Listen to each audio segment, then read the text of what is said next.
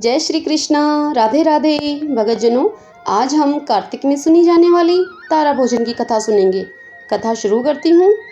एक राजा की बेटी तारा भोजन करती थी। उसने अपने पिताजी से कहा कि पिताजी, मुझे 9 लाख तारे बनवा दो, मैं दान करूँगी।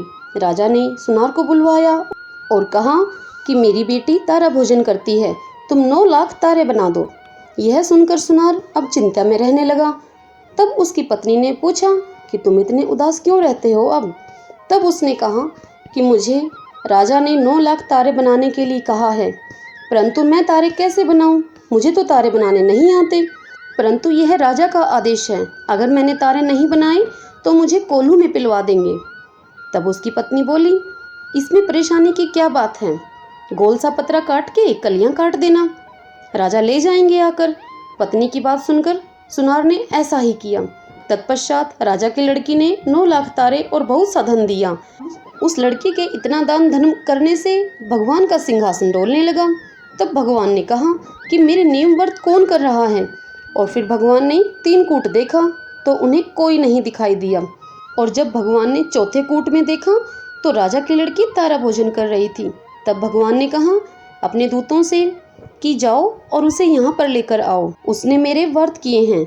तब भगवान के दूत राजा की लड़की के पास गए और बोले कि चलो तुम हमारे साथ, तुम्हें भगवान ने बुलाया है। तब लड़की बोली कि मैं ऐसे नहीं जाऊंगी, मैं तो सारी प्रजा को और उस सुनार को जिसने मेरे लिए तारे बनाए, जिसने मेरी कहानी सुनी, सबको अपने साथ लेकर जाऊंगी। अब यह सुन दूत चले गए और एक बड़ा सा विमान लेकर फिर से राजा की बेटी के पास आए और कहने लगे कि यह विमान बड़ा है, सभी लोग आ जाएंगे।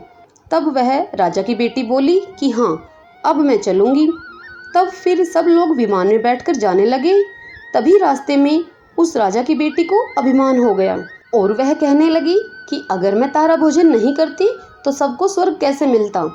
तब दूत ने उसे वहीं से ही नीचे उतार दिया और कहा कि तुम्हें अभिमान हो गया है। फिर जब दूत भगवान के पास पहुँचे तो भगवान ने कहा कि इन सब में से तारा भोजन व्रत करने वाली कौन है? तब दूत बोले कि भगवान, हम तो उसे वहीं छोड़ आए हैं रास्ते में, क्योंकि उसे अभिमान हो गया था। फिर भगवान अपने दूतों से कहने लगे कि नहीं नहीं, उसे यहाँ पर लेकर आओ। उस लड़की ने मुझसे 7 बार क्षमा मांग ली है अपने अपराध के लिए। तत्पश्चात भगवान के आदेश के अनुसार भगवान के दूत उसे स्वर्ग में लेकर आए। हे कार्तिक के महाराज, जैसे आपके द्वारा राजा की लड़की को स्वर्गलोक मिला, वैसे ही इस कथा को कहते सुनते हुंकारा भरते सभी को स्वर्गलोक प्रदान करना। सब बोलो विष्णु भगवान की जय। कार्तिक के देव राय दामोदर की जय। जय श्री कृष्णा। राधे राधे।